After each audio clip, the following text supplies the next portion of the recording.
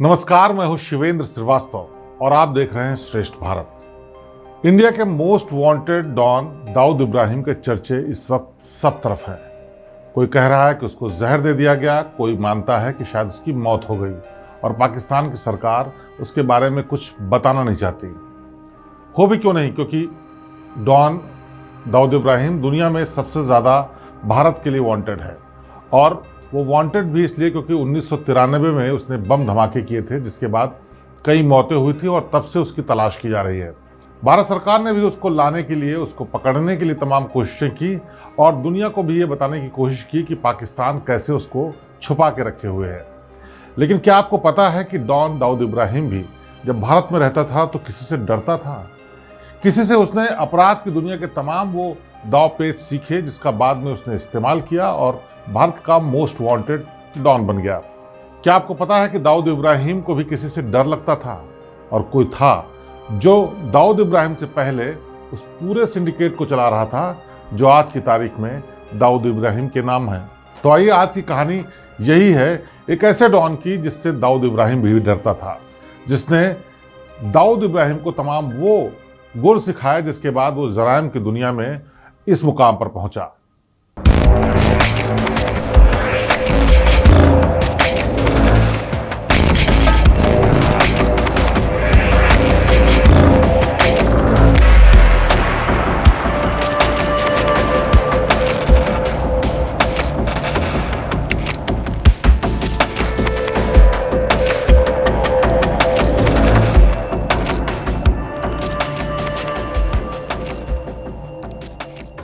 ये बात 1980 के दशक की है, जब मुंबई में सिंडिकेट जन्म ले रहा था। ऐसा सिंडिकेट जिसमें संगठित अपराध को अंजाम दिया जा रहा था, चाहे वो ड्रग्स का धंधा हो, चाहे वो स्मगलिंग का धंधा हो या फिर रंगदारी और हत्या का धंधा हो। स्मगलिंग के धंधे में उस वक्त सबसे बड़ा नाम था हाजी मस्तान खां, लेकिन उसके अलावा अगर कोई डॉन बड़ा नाम रखता था तो उसका नाम था अरुण गवली। लेकिन अरुण गवली का क्राइम करने का तरीका बिल्कुल अलग था। वो रंगदारी और बदमाशी तो नहीं करता था, लेकिन सिंडिकेट एक ऐसा चलाता था जो पूरे मुंबई पर राज करता था। और ये वो वक्त था जब धीरे धीरे अरुण गवली का वर्चस्व कम हो रहा था और दूसरी तरफ एक और दूसरा गैंग बढ़ रहा था मुंबई में, जो एक्सटॉर्शन, इसके अलावा कंस्ट्रक्शन के बिजनेस में जुड़े हुए तमाम लोगों की हत्या करना और एक पूरा प्रॉपर सिंडिकेट चलाने का काम कर रहा था। और वो गैंग था सुभाष ठाकुर का गैंग। सुभाष ठाकुर, जिसको आज की तारीख में बाबा के नाम से भी जाना जाता है, वो उस वक्त वहां पर मुंबई में राज करने के लिए तैयारी कर रहा था और उसके गैंग में शामिल थे दाऊद इब्राहिम और छोटा शकील जैसे लोग। तमाम और ऐसे नाम हैं जो आज की तारीख में दाऊद इब्राहिम के गैंग से जुड़े हुए हैं, लेकिन ये गैंग जिसकी शुरुआत की थी सुभाष ठाकुर ने। 1980 का दशक खत्म होते होते इन लोगों का वर्चस्व मुंबई ही नहीं बल्कि आसपास के तमाम उन राज्यों में बढ़ रहा था जहां से ये लोग अपने नेटवर्क को बढ़ा रहे थे और मुंबई उसकी राजधानी हुआ करता था। मुंबई इसलिए क्योंकि उसको इकोनॉमिक कैपिटल ऑफ इंडिया भी कहते हैं और वहां जितना पैसा इधर से उधर होता है उतना किसी और स्टेट में नहीं होता था, कम से कम 1980 और 1990 के दशक में। सुभाष ठाकुर वो नाम था जो बिल्कुल भी दया नहीं दिखाता था। सुभाष ठाकुर वो नाम था कि अगर किसी को धमकी दे दी तो उसके बाद उसकी कही हुई बात अगर नहीं मानी गई तो बेदर्दी से हत्या करने में वो बिल्कुल भी नहीं चूकता था। और उसके गैंग में तमाम जो लोग थे वो उतने ही निर्दयी थे। इसीलिए सुभाष ठाकुर का नाम धीरे धीरे मुंबई के अंडरवर्ल्ड में बढ़ता जा रहा था और उसके दाहिना हाथ था दाऊद इब्राहिम। दाऊद इब्राहिम ने सुभाष ठाकुर से ही सीखा कि कैसे किसी से रंगदारी लेनी है, कैसे किसी के ऊपर अपना खौफ कायम करना है और कैसे पूरे सिंडिकेट को चलाना है। ये बात है 1990 के दशक की, जब धीरे धीरे बढ़ते हुए गैंग ये इतना बड़ा हो गया था कि अरुण गवली ने इसको अपने लिए खतरा मान लिया और अरुण गवली और सुभाष ठाकुर के गैंग के बीच तकरार बढ़नी शुरू हो गई थी। दोनों के बीच में कई बार गैंगवार भी हुई, लेकिन उसमें किसी बड़े की हत्या नहीं हुई। लेकिन एक ऐसा मौका आया जब सब कुछ बदल गया। साल 1992 में जुलाई के महीने में अरुण गवली ने सुभाष ठाकुर के गैंग को दबाने के लिए एक ऐसा कांड कर दिया जिसने पूरे अपराध जगत की दिशा पलट दी। दरअसल अरुण गवली के एक शूटर ने दाऊद इब्राहिम के बहनोई की हत्या कर दी। इब्राहिम कास्कर की गोली मारकर हत्या कर दी और उसके बाद सुभाष ठाकुर आपा खो बैठा। उसने कहा कि जब इसने इस तरह का कदम उठाया है तो उस शख्स को मैं खुद मारूंगा। और इसी के बाद एक ऐसा कांड हुआ जिसको जे अस्पताल हत्याकांड के नाम से जाना जाता है। इसमें कई शूटर, जिसमें सुभाष ठाकुर खुद शामिल था, अस्पताल में पहुंचते हैं और उस शख्स को दनादन गोलियों से मार देते हैं जिसने दाऊद इब्राहिम के बहनोई की हत्या की थी। यही नहीं, अस्पताल के अंदर जाते वक्त उन्होंने तमाम उन लोगों को भी बंधक बना लिया जो कि रास्ते में रास्ता रोक के खड़े थे, और साथ ही साथ अरुण गवली के उन लोगों पर भी गोलियां चलाई जो वहां पर सुरक्षा के लिए बैठे हुए थे। इसके बाद जब उनको तसल्ली नहीं हुई कि कहीं ऐसा ना हो कि ये हत्यारा जिंदा बच गया हो, तो दोबारा अस्पताल के कमरे में जा करके उन्होंने गोलियां चलाई। इतनी ताबड़तोड़ गोलियां चलाई गई कि पूरे कमरे के शीशे और फर्श तक छलनी हो गया था। ये शायद मुंबई के अपराध जगत की ऐसी गैंगवार थी जिसने नसीहत दे दी थी कि अब मुंबई पर राज सुभाष ठाकुर के गैंग का है। और इसी के बाद अरुण गवली ने धीरे धीरे जराइम की दुनिया से रुख अपना अलग कर लिया। हालांकि इस हत्याकांड के बाद सुभाष ठाकुर को पुलिस ने गिरफ्तार कर लिया और इसमें अदालत ने उसको उम्र कैद की सजा सुनाई। पहले उसको फांसी की सजा सुनाई गई, लेकिन उसको कम करके उम्र कैद की सजा दे दी गई। कई अलग अलग जेलों में रहने के बाद उसको उत्तर प्रदेश की फतेहगढ़ जेल में शिफ्ट किया गया। फतेहगढ़ जेल सेंट्रल जेल है, लेकिन उत्तर प्रदेश के फर्रुखाबाद जिले में पड़ती है और उसका नाम है फतेहगढ़ सेंट्रल जेल। लेकिन कहानी यही नहीं खत्म होती है। फतेहगढ़ जेल में आने के बाद असलियत में वो अपना फिर से नेटवर्क बढ़ाने की कोशिश कर रहा था। इसी बीच 1993 का वो वक्त आया जब मुंबई में हमला किया गया दाऊद इब्राहिम की तरफ से। मुंबई ब्लास्ट, जो कि आज भी भारत के इतिहास के अपराध का सबसे काला अध्याय है, उसको अंजाम दाऊद इब्राहिम ने दिया। और इसी के साथ सुभाष ठाकुर और दाऊद इब्राहिम की राहें अलग हो गईं। मुंबई ब्लास्ट से पहले सुभाष ठाकुर के गैंग में बहुत सारे लोग थे, जिसमें दाऊद इब्राहिम, छोटा शकील, अनीस, टाइगर मेमन और तमाम ऐसे लोग थे जो आज की तारीख में बड़े नाम है अपराध की जगत में। लेकिन उस वक्त इनकी कोई हैसियत नहीं हुआ करती थी। लेकिन सुभाष ठाकुर से अलग होने के बाद, मुंबई ब्लास्ट के बाद, दाऊद इब्राहिम भारत के लिए मोस्ट वांटेड अपराधी बन गया और वो भाग करके पहले दुबई गया और उसके बाद पाकिस्तान जा करके उसने अपने नेटवर्क को बढ़ा लिया। लेकिन ये वो वक्त था जब दाऊद इब्राहिम इतना बड़ा नाम नहीं था जितना बड़ा नाम सुभाष ठाकुर था। सुभाष ठाकुर ने ही उसको हर एक वो चीज़ सिखाई थी जो कि अपराध की दुनिया में इस्तेमाल होती है। एक तरफ दाऊद इब्राहिम अपना नेटवर्क बढ़ा रहा था और दूसरी तरफ सुभाष ठाकुर को गिरफ्तार करके जब जेल में डाला गया तो वो जेल के भीतर से ही अपना नेटवर्क चला रहा था। सूत्रों के मुताबिक सुभाष ठाकुर का नेटवर्क आज भी जेल के भीतर से चलता है। एक क्राइम रिपोर्टर होने के नाते सुभाष ठाकुर से फतेहगढ़ जेल में मेरी भी मुलाकात हुई और मेरी मुलाकात के दौरान जो मैंने देखा वो बेहद हैरान करने वाला था। हालांकि जेल के भीतर तमाम सुरक्षा व्यवस्था रहती है, तमाम चेकिंग होती है, लेकिन उम्र कैद की सजा पाए हुए इस अपराधी को वहां पर किसी भी तरीके की बंदिश नहीं दिखी। तमाम बड़े अपराधी, चाहे वो मुन्ना बजरंगी जो कि तब जीवित था और तमाम ऐसे अपराधी जो कि उस जेल में बंद थे, वो उसकी एक तरीके से चाकरी करते थे। मुन्ना बजरंगी ने तो बाकायदा रिक्वेस्ट करके सुभाष ठाकुर से कहा था कि जब तक मैं जेल में हूँ तब तक मैं आपके सानिध्य में ही रहना चाहता हूँ। यानी एक तरीके से मुन्ना बजरंगी ने ये मान रखा था कि सुभाष ठाकुर ही उसकी रक्षा कर सकता है। जब जेल के भीतर हम लोग दाखिल हुए तो हमने देखा कि एक बड़े से गलियारे के बाद खुली जगह है और एक ऐसी जगह है जहाँ पर सुभाष ठाकुर अपना दरबार लगाकर बैठा है। बड़े से पेड़ के नीचे उस अहाते में तमाम ऐसे लोग बैठे हुए थे जो उसके लिए काम करते थे। देखकर साफ तौर पर पता चल रहा था कि पीले वस्त्र पहने हुए, पीले कपड़े पहने हुए वो जो लंबी कैद पाए हुए कैदी हैं वो उसकी सेवा में लगे हुए हैं। आनंद फानंद में जेल के भीतर ऐसी व्यवस्था की गई जो शायद फतेहगढ़ जैसे छोटे से इलाके में बाहर बाजार में भी नहीं मिल सकती, चाहे वो खाने पीने का सामान हो या और दूसरी सुख सुविधा की बात हो। एक और हैरान करने वाली बात, जब जेल के भीतर सुभाष ठाकुर से मुलाकात हुई तो उस वक्त गर्मी का वक्त था। गर्मी का वक्त यानी बहुत गर्मी और खुले में बैठने पर पसीने से तरबतर हम लोग हो रहे थे। लेकिन जैसे ही सुभाष ठाकुर को ये एहसास हुआ तो उसने फौरन किसी को इशारा किया। थोड़ी देर में उस अहाते में एक टेबल लग गई और टेबल के ऊपर विंडो एसी रख दिया गया। हैरानी की बात यह कि विंडो एसी जो कि विंडो में लगा रहता है, टेबल पर रख करके उसको कैसे एसी की तरह इस्तेमाल किया जाएगा।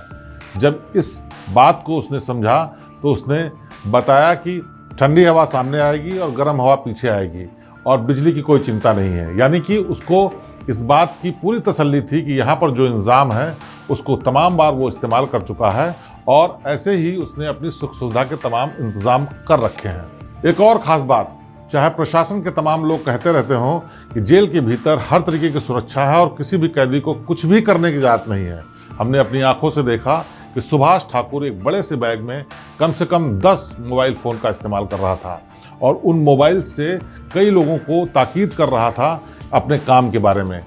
किस काम के बारे में ये समझना मुश्किल था, लेकिन किसी न किसी तरीके का वो निर्देश दे रहा था। हैरानी इस बात की हो रही थी कि तमाम सजा मिलने के इतने साल बीतने के बाद भी सुभाष ठाकुर का नेटवर्क आज भी वैसे ही चल रहा है। हालांकि आज की तारीख में सुभाष ठाकुर बनारस में एक अस्पताल में अपना इलाज करा रहा है क्योंकि वो बीमार है, लेकिन उस वक्त बिल्कुल चुस्त दुरुस्त था। हालांकि उम्र शक्ल पर दिख रही थी और पूरी तरह से साफ सफ़ेद कपड़े पहने हुए, सफ़ेद दाढ़ी और सफ़ेद पगड़ी में जब उसने मुलाकात की तो कहीं से भी ये लग नहीं रहा था कि ये कोई दुर्दांत अपराधी हो सकता है। हमने किस्सों का सिलसिला जब शुरू किया तो पता चला कि पहला मुंबई में जो गैंगवार हुआ था वो सुभाष ठाकुर ने खुद किया था। उसने किस्सा बताया कि कैसे एक बिल्डर से उसकी दुश्मनी हो गई थी और रंगदारी का वो पैसा नहीं दे रहा था और बाद में उसने पुलिस को मुखबिरी करके, पुलिस को शिकायत करके सुभाष ठाकुर के गैंग के एक लड़के पर हमला करवा दिया था। वो शायद रविवार का दिन था जिसका किस्सा था और सुभाष ठाकुर का कहना ये था कि हम लोग बीच पर बने उसके घर पर गए और घर में जाने के बाद हमने उसको ललकारा बाहर आने के लिए, और जब पता चला कि वो बीच पर खुद मौजूद है, घर के भीतर नहीं, तो हम लोग बीच पर गए और बीच पर हमने देखा कि वो शख्स अपने बच्चों के साथ पानी में नहा रहा है। सुभाष ठाकुर ने बताया कि हमने उस शख्स को ताकीद की कि अपने बच्चों को अंदर भेज दे क्योंकि हम उसको मारने के लिए आए हैं, लेकिन वो किसी भी तरीके से इस बात के लिए तैयार नहीं हुआ।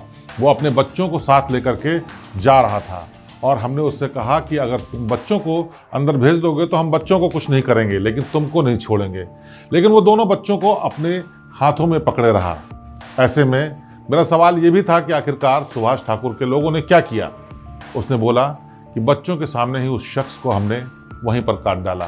और ये लाइन कहते हुए सुभाष ठाकुर के चेहरे पर सख्ती साफ झलक रही थी। पता चल रहा था कि ये कितना खतरनाक अपराधी है। उसके हिस्से में, उसके जिम्मे, उसके सिर पर 57 से ज़्यादा ऐसे मुकदमे हैं जिसमें उसने हत्याएं की हैं और उसका कहना ये था कि मैंने सारी हत्याएं स्वीकार की हैं क्योंकि मुझे किसी भी हत्या का कोई अफसोस नहीं है। और ऐसे शख्स ने मुंबई में उस वक्त राज किया जब दाऊद इब्राहिम कुछ भी नहीं था। सुभाष ठाकुर के दुर्दांत होने का अंदाज़ा आप इस बात से भी लगा सकते हैं कि जब उससे ये पूछा कि अगर वो अपने बच्चों को सुरक्षित छोड़ देता तो क्या आप बच्चों को मार देते या छोड़ देते, तो उसने कहा कि हो सकता है कि हम लोग बच्चों को मार देते। तो ऐसे में एक आम आदमी की तरह जो दिमाग कहता है, दिल कहता है, हमने भी कहा कि अगर आप बच्चों को मार देते तो कोई बाप कैसे अपने बच्चों को छोड़ सकता है। तो उसका जवाब सुनकर आप हिल जाएंगे। दरअसल सुभाष ठाकुर ने कहा कि बच्चे तो पैदावार की तरह होते हैं, उनको फिर से पैदा किया जा सकता है। ऐसे में उस शख्स को बीच से भाग जाना चाहिए था। हो सकता है हम बच्चों को भी मार देते या शायद नहीं मारते, लेकिन दोनों ही स्थिति में बच्चे और पैदा हो सकते थे। आप इससे अंदाज़ा लगाइए कि सुभाष ठाकुर जैसे शातिर दिमाग अपराधी की मनोदिशा किस तरह की होती होगी जिसके लिए इंसान की जान की कोई कीमत नहीं, इंसानों के रिश्तों की कोई कीमत नहीं, बाप और बेटे, माँ और बच्चों के रिश्ते का कोई भावनाओं का कोई लगाव नहीं। तो खैर, हम बता रहे थे सुभाष ठाकुर की दुर्दांत कथाओं के बारे में, लेकिन इसके आगे भी उसके अपराध का ऐसा इतिहास है जिसने उसको सुभाष ठाकुर उर्फ बाबा का नाम दिया। मुंबई बम धमाकों के बाद उसको जेल में भेज दिया गया, लेकिन उसके तमाम लोग जेल से बाहर थे। जेल के भीतर पहुंचने के बाद सबसे पहले उसने अपने नेटवर्क को बढ़ाने का काम किया। एक तरफ दाऊद इब्राहिम बाहर बैठ करके अपने नेटवर्क को बढ़ा रहा था, अपनी साजिशों को अंजाम दे रहा था, लेकिन सुभाष ठाकुर जेल के भीतर से ही अपने नेटवर्क को बढ़ा रहा था। कहा यह जाता है कि सुभाष ठाकुर के इशारे पर आज भी कम से कम 2000 लोग भारत के अलग अलग हिस्सों में रंगदारी और दूसरे अपराध के काम करते हैं। हालांकि आधिकारिक तौर पर कभी पुलिस वाले या सुभाष ठाकुर खुद स्वीकार नहीं करता, लेकिन हकीकत यह है कि वो जेल के भीतर से भी अपना नेटवर्क वैसे ही चलाता है जैसे पहले चल रहा था। उसमें रंगदारी, इसके अलावा तमाम किडनैपिंग और दूसरी आपराधिक गतिविधियां भी हैं। कहा यह भी जाता है कि जेल के भीतर से ही आज भी वो तमाम बिजनेसमैन और ऐसे लोगों को धमकी देता है जिन लोगों से उसकी ज़रूरत पड़ती है या उसके जानने वालों को ज़रूरत पड़ती है। जेल के भीतर रहते हुए जब उससे बातचीत हुई तो उसने बताया कि किस तरह से उसको जेल के भीतर रहने में तमाम सुख सुविधाओं के लिए लाखों रुपए खर्च करने पड़ते हैं और उसके इंतज़ाम के लिए उसको अपराध की गतिविधियां करनी पड़ती हैं। और जो उसने बताया उसके हिसाब से करीब महीने का 50 लाख रुपए उसको खर्च करना पड़ता है तमाम उन लोगों के खर्चे चलाने के लिए जो उसके नेटवर्क से जुड़े हैं और जेल के भीतर तमाम ऐशो आराम हासिल करने के लिए। हालांकि ऐशो आराम ऐसा कोई नहीं हासिल था, लेकिन जो भी सुविधाएं थी वो कानून के लिहाज से अलाउ नहीं की जा सकती थी। लेकिन सुभाष ठाकुर न सिर्फ जेल के भीतर तमाम सुख सुविधाओं में रह रहा था, बल्कि अपने नेटवर्क को भी बहुत आराम से चला रहा था। एक बार सुभाष ठाकुर ने अदालत में इस बात की अर्जी दी कि उसकी जान को खतरा हो सकता है, इसीलिए उसको बुलेट प्रूफ जैकेट दी जाए जिसका इस्तेमाल वो जेल के भीतर भी कर सकता है और जब भी उसको कहीं पेशी के लिए जाना हो तब भी करे। हालांकि अदालत ने इसको बाद में मना कर दिया, उसको कोई भी बुलेट प्रूफ जैकेट नहीं दी गई। लेकिन कहानी ये थी कि दाऊद इब्राहिम से उसको खतरा लगातार था, क्योंकि दाऊद इब्राहिम को नेटवर्क को जेल के भीतर से खत्म करने में उसने एजेंसीज की मदद की। तमाम लोगों को वो उस तरह से जानता था क्योंकि वो पहले से उसके साथ जुड़े हुए थे और दाऊद के नेटवर्क में थे। उनको नेस्तनाबूद करने के लिए भी सुभाष ठाकुर ने एजेंसीज की मदद की। नतीजा ये कि दाऊद तक खबर पहुंचते पहुंचते वो एक दूसरे के दुश्मन पहले से ही थे, लेकिन दाऊद चाहता था कि सुभाष ठाकुर को जेल के भीतर ही खत्म कर दिया जाए। एक बार साजिश रची गई जिसमें दाऊद के लोगों को छोटे अपराध में जेल में भेजने का प्लान था और जेल के भीतर ही किसी तरीके से सुभाष ठाकुर की हत्या किया जाने का प्लान था।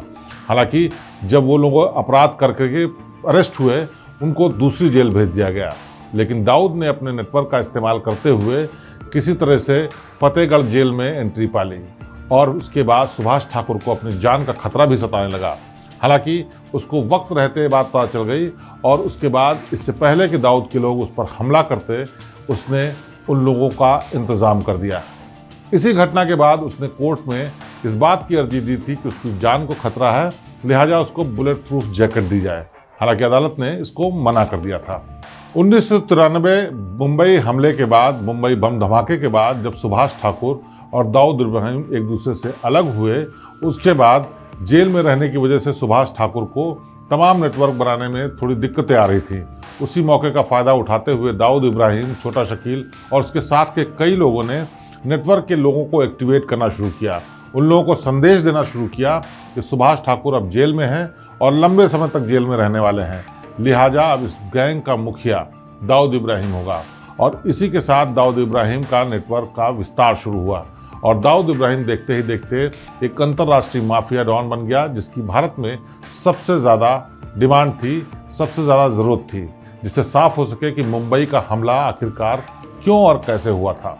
सूत्र बताते हैं कि दाऊद इब्राहिम को पकड़ने या मारने के लिए एजेंसी जितने भी एफर्ट्स करती हैं उनमें उन तमाम लोगों की भी मदद ली जाती है जो कि कभी न कभी उसके नेटवर्क से जुड़े हुए थे, चाहे वो छोटा राजन हो, बबलू श्रीवास्तव हो, सुभाष ठाकुर हो या फिर वो लोग हों जिनके नाम दाऊद इब्राहिम से जुड़ते रहते हैं। इनमें कुछ एक राजनेताओं के भी नाम हैं, लेकिन इन सब की मदद से एजेंसीज ने तमाम इस बात की कोशिश की कि किसी तरह से दाऊद इब्राहिम को मार दिया जाए या पकड़ लिया जाए, लेकिन अभी तक भारत की सरकार को, एजेंसीज को इसकी मदद नहीं मिली। उसकी वजह साफ है कि पाकिस्तान कभी ये स्वीकार नहीं करता कि दाऊद इब्राहिम उनके यहाँ बेहद सुरक्षित तरीके से क्लिफ्टन एरिया में रह रहा है और कभी भी भारत खुल करके वहाँ पर अटैक करने की या उसको पकड़ने की कोशिश नहीं कर सकता, क्योंकि ये अंतर्राष्ट्रीय मामला बन जाएगा। हालांकि आपको बता दें कि साल 2005 में दाऊद इब्राहिम को मारने की पूरी फुल प्रूफ प्लानिंग कर ली गई थी, लेकिन एक गलती ने सब कुछ चौपट कर दिया। दरअसल अजीत डोभाल, जो कि इस वक्त राष्ट्रीय सुरक्षा सलाहकार हैं, उस वक्त आईबी से रिटायर हो चुके थे। एजेंसीज ने बहुत सारी कोशिशें की जिससे दाऊद इब्राहिम को मारा जा सके या पकड़ा जा सके, लेकिन कूटनीतिक कारणों से वो खुल करके इसको अंजाम नहीं दे सकते थे। एक किस्सा बहुत मशहूर हुआ जो कि बहुत कम लोगों को पता है। वो किस्सा ये था कि अजीत डोभाल, जो कि आज की तारीख में राष्ट्रीय सुरक्षा सलाहकार हैं, वो रिटायर हो चुके थे। आईबी से रिटायर होने के बाद एजेंसीज ने उनको संपर्क किया और कहा कि उनके पास एक पुख्ता जानकारी आई है जिसमें दाऊद को एलिमिनेट किया जा सकता है, यानी दाऊद को ख़त्म किया जा सकता है, और उस पूरे मौके के बारे में जानकारी दी। दरअसल साल 2005 में दाऊद इब्राहिम की बेटी मारूक की शादी होनी थी और निकाह होना था क्रिकेटर जावेद मियांदाद के बेटे से, और ये सब कुछ मीडिया में आ चुका था। ये एक ऐसा मौका था जिसमें एजेंसीज दाऊद इब्राहिम को पकड़ सकती थी, क्योंकि दाऊद इब्राहिम शर्तिया इस शादी में जाने वाला था।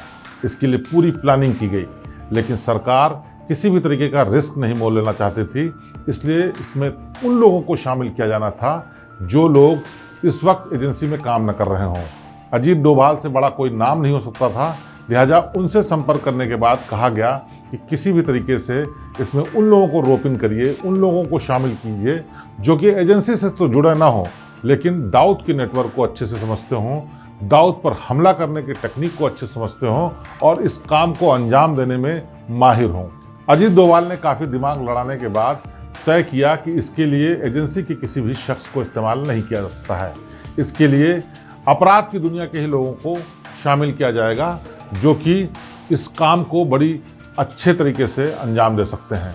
अजीत डोभाल ने काफ़ी सोचने के बाद तय किया कि इसके लिए अपराध की दुनिया के नामों को ही इस्तेमाल करना होगा, और आखिरकार उनकी सुई दो नामों पर अटक गई। ये नाम थे विकी मल्होत्रा और फरीद तमाशा। ये दोनों अपराधी थे लेकिन भारत में नहीं रहते थे। उनको पहले प्लान के तहत भारत लाया गया। उनका आना भारत कम होता था ताकि उन पर किसी अपराध के नेटवर्क की नज़र न पड़े और उनके साथ कोई हादसा न हो जाए। वो लोग भी अपराध की दुनिया से थे और दाऊद के दुश्मन थे। ये दोनों लोग छोटा राजन गैंग के लिए काम कर चुके थे, इसीलिए अजीत डोभाल को इन पर भरोसा हो गया। पूरी प्लानिंग की गई कि किस तरीके से इस पूरे काम को अंजाम दिया जाएगा। दाऊद की बेटी मारूक का निकाह जो था वो हयात होटल दुबई में होना था और उसका दावत वलीमा था जिसमें तमाम लोग आने वाले थे, और इसी में पुख्ता जानकारी थी कि दाऊद भी शामिल होगा और उसी दिन उसको वहाँ पर अटैक किया जाना था। उससे चंद रोज पहले अजीत डोभाल आखिरी मीटिंग करने के लिए इन दोनों लोगों को एक होटल में बुलाते हैं। होटल में बुलाने के बाद मुंबई के इस होटल में अभी वो बातचीत कर ही रहे थे कि अचानक दरवाजे पर दस्तक होती है। दरवाजे पर दस्तक होती है, उसके बाद अजीत डोभाल दरवाज़ा खोलते हैं तो देखते हैं मुंबई पुलिस की पूरी टीम वहाँ पर मौजूद है और उसकी अगुवाई कर रही हैं एक अफसर जिनका नाम था मीरा। और तमाम दलीलों और तमाम बातों के बावजूद मीरा ने उनकी बात नहीं सुनी। मीरा का कहना यह था कि उनको जो आईबी से इनपुट मिला था, जो पुलिस के नेटवर्क से इनपुट मिला था, उसमें यह था कि कुछ लोग साजिश कर रहे हैं जो कि सरकार के लोग नहीं हैं, और विकी और उसके अलावा जो तनाशा था उसके बारे में उनको जानकारी मिली थी कि वो लोग मौजूद हैं, इसीलिए उन्होंने रेड की। तमाम दलीलें दी गईं, बहस हुई, तमाम बातें कही गईं। जो अजीत डोभाल थे उन्होंने समझाने की कोशिश की कि एक बेहद ज़रूरी काम के लिए इन लोगों को बुलाया गया है, लेकिन मुंबई की क्राइम ब्रांच की टीम ने उनकी एक नहीं सुनी और दोनों को गिरफ्तार कर लिया गया। गिरफ्तारी के बाद मीडिया में खबर बाहर आ गई और पूरा का पूरा मामला चौपट हो गया।